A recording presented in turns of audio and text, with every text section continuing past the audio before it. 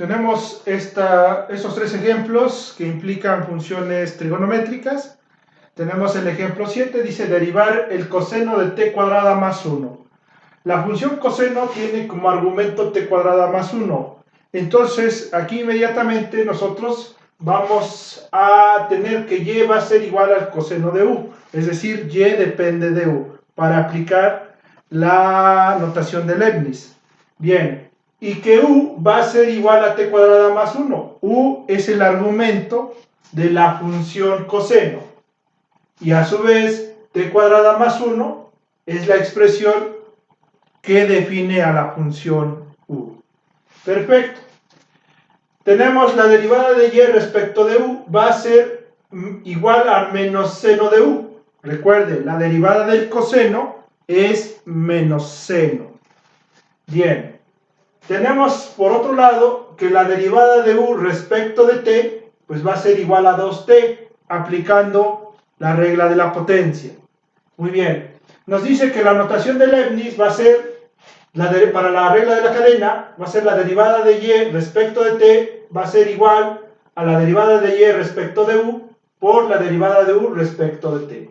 Entonces tenemos que la derivada de y respecto de u va a ser menos seno de u y la derivada de u con respecto de t va a ser 2t.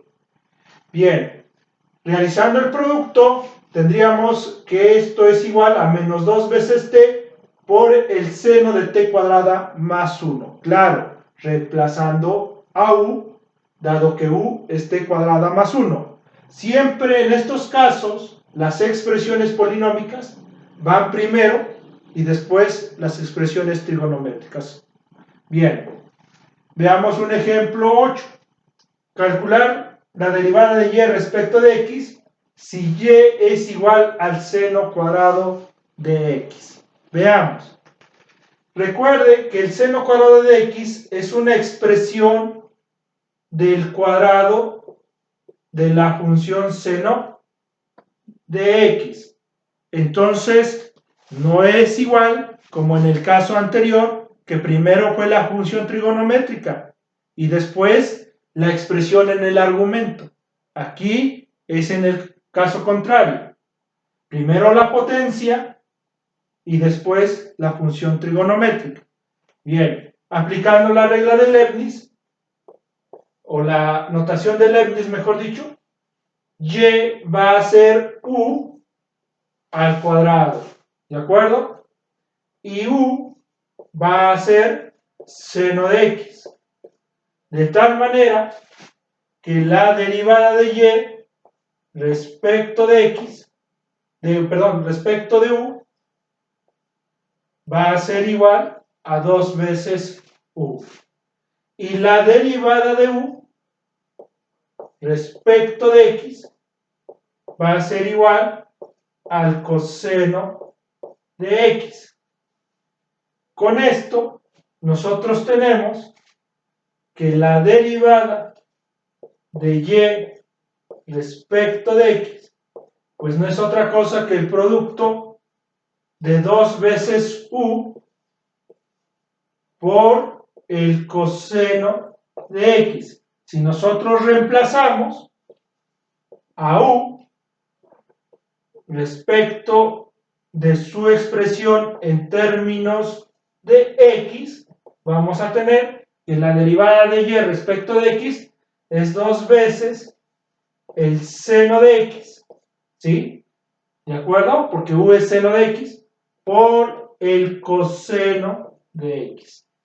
Queda hasta aquí este ejemplo. Veamos un tercer ejemplo de este tipo de funciones. Bien, el ejemplo que viene es que la composición de las funciones no son 2, sino son 3. ¿De acuerdo? Tenemos lo siguiente. Dice, derivar la tangente de 5 menos seno de 2t. Es decir, tenemos a la tangente como una primera función en la que está evaluado en 5 menos seno de 2t. Y una segunda función sería esta expresión, pero a su vez uno de los términos tiene otra expresión como argumento, 2 veces t. ¿De acuerdo? Bien. Veamos entonces que f mayúscula de t se puede ver como f de g de h de t. Bien. Y entonces su derivada, en este caso, y por eso es que se le denomina regla de la cadena, es un eslabón de derivadas, pero tengamos en cuenta cuáles son los argumentos de cada derivada. Tenemos que la derivada de f mayúscula de t va a ser f minúscula prima evaluada en g evaluada en h de t. ¿Sí? El argumento que es g compuesto con h evaluada en t no se deriva aquí. ¿De acuerdo? Sin embargo, se evalúa en la derivada de la función f, como está en la definición de la derivada de la composición.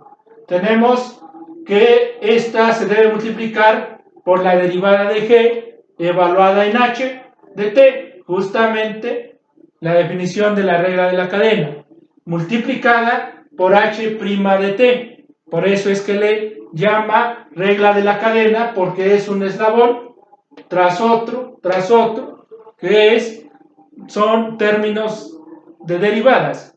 Bien, entonces veamos. F de v, por así decirlo, tendríamos dos variables auxiliares, en este caso v y u. U es el clásico y v es otra más. Si tuviéramos una composición de 4 funciones, ocuparíamos 3 variables auxiliares. Bien, f de v va a ser la tangente de v. V va a ser igual a g de u. ¿Y quién es g de u? 5 menos seno de u. ¿De acuerdo? ¿Y quién es u? U es igual a h de t igual a 2t. Perfecto. Vamos a ver las derivadas. F' de v, ¿quién es su derivada de la tangente? La derivada de la tangente, pues es la secante cuadrada, en este caso de v. Perfecto. ¿Quién es la derivada de g' de u? ¿O quién es la derivada de g? ¿Quién es g' de u? En este caso sería 5 menos seno de u, la expresión para g. 5 es constante, la derivada del seno es el coseno, pero tiene un signo y sería menos el coseno de u. Y por último tenemos a h', la derivada de h. Y es h que está expresado como 2 por t o 2t. Y entonces su derivada va a ser 2. Perfecto. Con esto nosotros podemos obtener quién es la derivada de la función f mayúscula. F' de t va a ser igual a la primera derivada de la función f, que sería la secante cuadrada de v, por la derivada de g. Voy a ponerlo entre paréntesis porque tiene un signo negativo y sería menos coseno de u por la derivada de h, que en este caso es 2. Es conveniente ponerlo entre paréntesis para señalar el producto de las tres expresiones. Bien, ahora queda reemplazar quién es v, quién es u. ¿De acuerdo? Entonces tenemos f' de t igual a la secante, pero también podríamos hacer primero la multiplicación de los signos, más por menos, por más, va a quedar menos. Muy bien. Quedaría este término 2, lo podemos, perdón, este factor 2 lo podemos poner al inicio. Recuerde la regla de que las expresiones constantes o polinómicas van al inicio en una expresión trigonométrica, siempre y cuando no sean argumentos de estas funciones.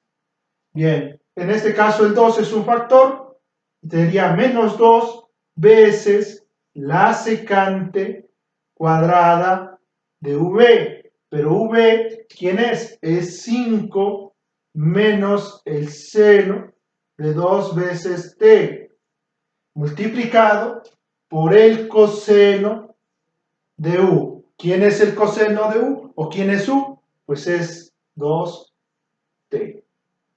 Y así tenemos nuestra derivada que resultó de la composición de tres funciones. Tenemos hasta aquí esta serie de ejemplos. Continuamos con otros más.